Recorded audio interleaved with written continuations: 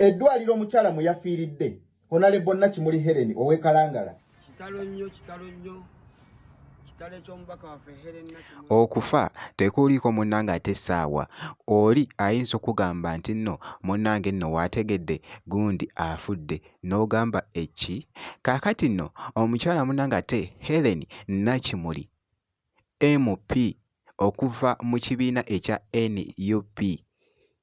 Kalangala wali muganda wange si birungi nakamu era nga n'ebipya munnange ate bizuuse esayidi eno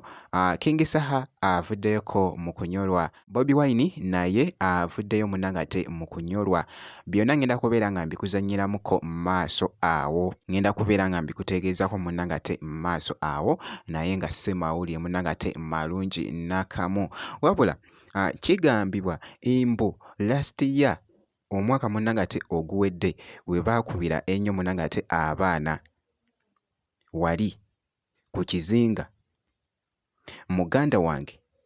we baakubira ennyo abaana baamukuba n'afuna munnange ate kuloti era nga kigambibwa nti yafuna kuloti eyo n'agenda ne bamulongosa munnange ate mu ddwaliro e Nakasero n'atereera bulungi nnyo era obulamu bwabaddemu abadde fayini wabula kuloti eyo yamuviirako munnange ate yamuviirako munnange ate ofuna ebizimba munda muli so yabadde azeeyo okumulongoosa munnange ate ebizimba ebyo naye teyasobodde munnange ate kusimattuka.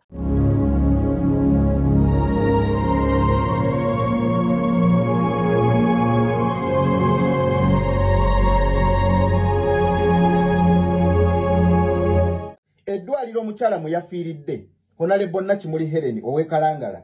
baliyita Alexandria liri Kittante nannyini ddwaliro eryo ye mwami oyo bamuyita Castro Kisuule mbu ye Kisuule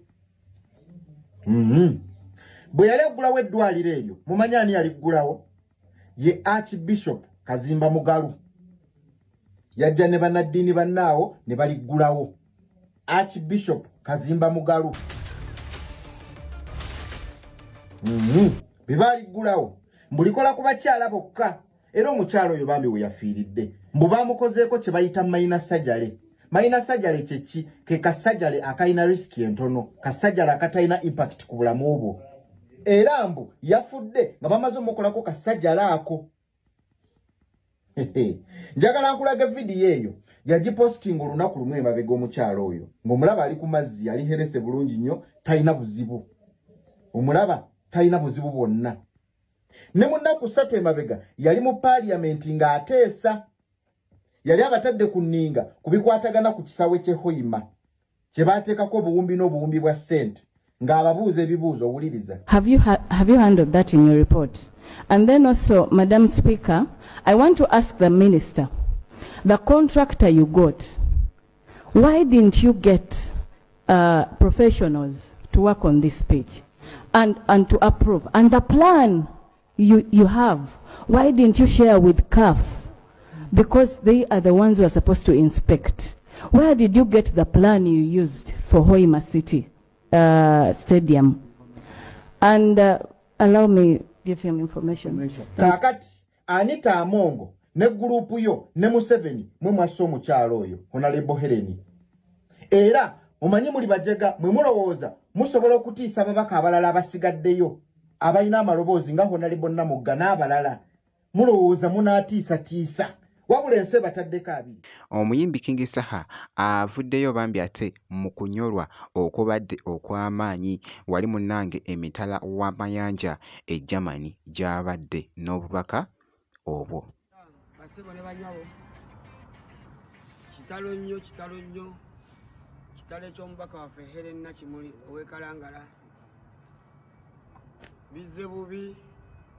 tuli mu kunyolwa era tunyolerwa wamu n'abantu baffe b'Ekalangala kitalo nnyo ddala eky'omubaka waffe ow'Ekalangala Helen Nakimuli. Ku sayidi y'emu omukulu Bobi Wine yakoze posti nga bw'ogezaako okugiraba actually endowooza ogiraba awo yeeyo kaakati nno ebintu bino munnange ate amawulire ag'okufa kw'omukyala munnange ate Helen Nakimuli bikyakutte munnange ate akati abantu tebakkiriza bagamba bannange wagenze naye nga munnange nga yafudde. Neebase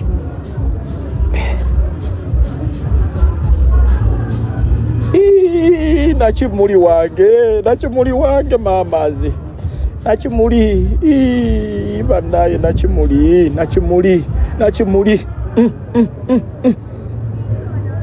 Nakimuli olimba wandizuukuse honorable nze mmanyi obulungi bwo mukazi gwe nze mmanyi obulungi bwo baba nze mmanyi obulungi bwo nze mmanyi obulungi bwo mukama nze mmanyi obulungi bwo bannange mukama